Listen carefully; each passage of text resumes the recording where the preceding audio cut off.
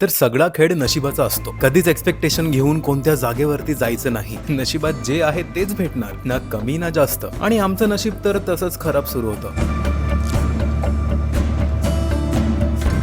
पेंचला गेलो होतो without any expectations, तर आम्हाला टायगर दिसला होता. पण डिसेंबरच्या एंडिंग मध्ये आम्ही केदारकंठा ट्रेकला गेलो स्नोफॉलची एक्सपेक्टेशन घेऊन, तर आम्हाला स्नोफॉल भेटलाच नाही. आणि ट्रेक कम्प्लीट झाल्यावर आमच्या एका पहाडी मित्राने व्हिडिओ कॉल करून दाखवला की पूर्ण बेस कॅम्प स्नोने भरला आहे. बाय द वे हा कोण आहे हे मी तुम्हाला समोर सांगतोच. नाव द पॉइंट इज, आम्ही आधीच एक्सेप्ट केलं होतं की यार स्नोफॉल तर होणार नाहीये, so live in the moment आणि जे होणार ते होऊ द्या. पण आम्ही सगळे डिसअपॉइंट का नाही झालो, कारण कुठेतरी त्या गर्दीत आम्हाला रिअलाइज की snowfall isn't the whole point, it's the experience and the most importantly the people we share it with. आम्हाला स्नोफॉल नाही भेटला, पण एक चांगला ग्रुप भेटला, चांगले ट्रेक लीडर भेटले, खूप सपोर्टिव्ह मित्र पण बनले, चांगलं जेवण सुद्धा भेटलं. तर ट्रेक कम्प्लीट झाल्यावर आम्ही डिसेंड करत हरगाव बेस कॅम्पला पोहोचलो. सगळेजण खूप थकले होते, डोळ्यात झोप होती आणि पोटात भूक. तेवढ्यात किचन मधून आलू भजीचा स्मेल आला, मन एकदम प्रसन्न झालं. त्यात आमच्या या ग्रुपमध्ये जॉईन झाले हे दोघं, सुमित आणि ऋषी. हे दोघं तिथेच राहतात आणि कैलाशरथ कंपनी सोबत काम करतात. त्यात हा ऋषी खूप हॅपी होता, कारण आज त्यांनी आमच्या सोबत first time Kedarkantha summit push केला. माहिती नाही का, पण जेव्हा मी त्याच्या त्या हॅपीनेसचा पार्ट झालो, he was super excited to celebrate new year. Yes,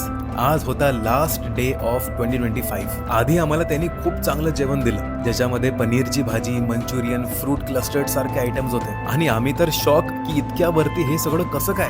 त्यानंतर त्यांनी आम्हाला पहाडी सॉंग्सवर नाचवलं आणि आम्ही त्याला आपल्या मराठी गाण्यांवर नाचवलं. And that's how we spend our quality time, without any network, without any social media, ना जॉबचा विचार ना घरचं tension. We just enjoyed our new year. Day 4 ला म्हणजेच आमच्या लास्ट डे ऑफ केदारकंठा ट्रेकला आम्ही हरगाव बेस कॅम्प वरून सांकरी विलेज साठी डिसेंड केलं आणि खूप सारे मेमरीज सोबत घेऊन जात होतो. वर्षाची सुरुवात तर खूप चांगली झाली होती हा ट्रेक करून, कारण this was my first ever long trekking experience and it was unforgettable. And I hope की मी अजून असे ट्रेक्स येणाऱ्या वर्षात करणार. I hope you guys love this Kedarkantha trek series and enjoyed watching my small but decent vlogs. So like करा, share करा, comment करा आणि फॉलो करायला विसरू नका.